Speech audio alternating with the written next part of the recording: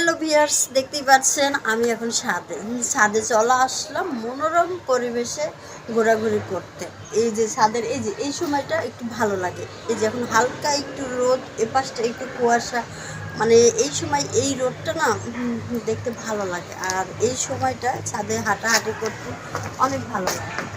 তো আজকে সকালবেলা ছাদে আসার আমার উদ্দেশ্যটা হলো, এই যে দেখতে পাচ্ছেন, এই যে দেখেন, এই যে কাপড় দিলাম সকালবেলা ঘুম থেকে উঠলাম। ঘুম থেকে উঠে গোসল করব। তো গোসল করার আগে কি করতে হবে?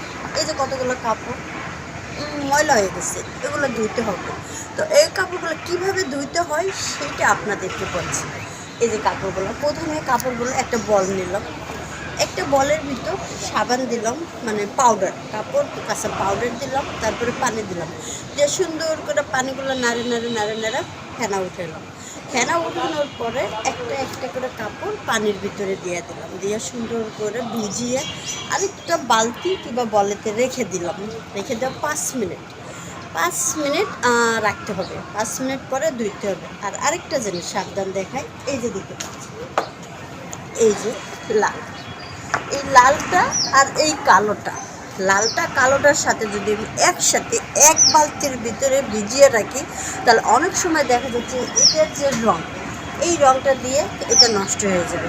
তার জন্য সাবধান, মাথায় রাখতে হবে যে কাপড়গুলোর রঙ উঠবে ওই কাপড়গুলো আলাদা বালতিতে রাখতে হবে, আর যেগুলো রঙ উঠবে না ওগুলো আলাদা রাখতে হবে।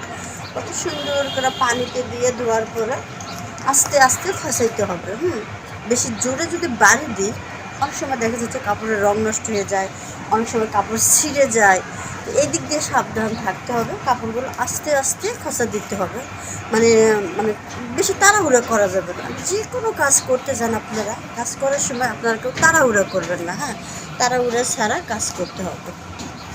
তো তাড়াহুড়ো ছাড়া কাজ সুন্দর করে এই যে কাপড়টা ধুইলাম, ধোয়ার পরে 3বার, একবার ধোয়ার পরে বালতিতে দিলাম, আবার বালতিতে দিলাম, মানে দুটো 3বার ধোয়ার পরে তখন দেখা যাচ্ছে সাদা পানি দিয়ে উঠছে, একেবারে কোনো ময়লা নেই কাপড়ে। ওই সময় কাপড়টা সুন্দর করে আস্তে আস্তে চিপে দিই।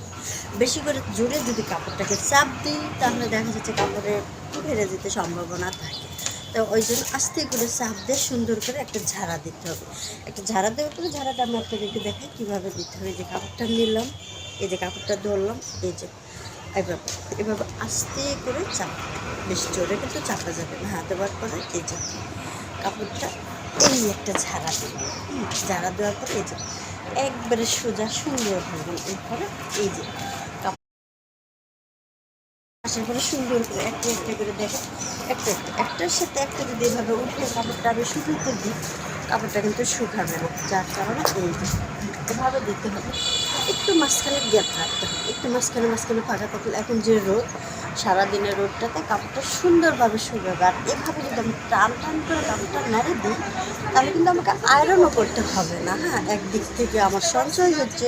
এই যে কাপড়টা এভাবে যদি আমি এভাবে ভাঁজ করে এনে রেখে দিই, কাপড়টা শুকাবে দেরিতে, আবার ভাঁজ হয়ে থাকবে, আয়রন ছাড়া পরা যাবে না। তো এই যে এভাবে কাপড়টা দিয়ে সুন্দর এই যে টান করে দিতে হবে। এই যে এখন যদি কাপড়টা শুকানো যায়, তারপর আর আয়রন করতে হবে না। এভাবে শুকানোর পরে বিকেলবেলা কাপড়গুলো সুন্দর করে উঠিয়ে নিয়ে যাবে। নিয়ে যাওয়ার পরে সুন্দর করে একটা একটা একটা একটা করে ভাঁজ ভাঁজ করে আলমারিতে উঠিয়ে রাখবো। তখন দেখবেন যে কোনো সময় পরতে গেলে ভালো লাগবে। আর তারা কোথাও ঘুরতে বের হলে দেখা যাচ্ছে কাপড়টা আয়রন করা নাই, ভালো লাগে। তো বন্ধুরা, কীভাবে কাপড় ধুইতে হয় আজকে আমি তোমাদেরকে এটা শিখাইলাম। তো নেক্সটে আবার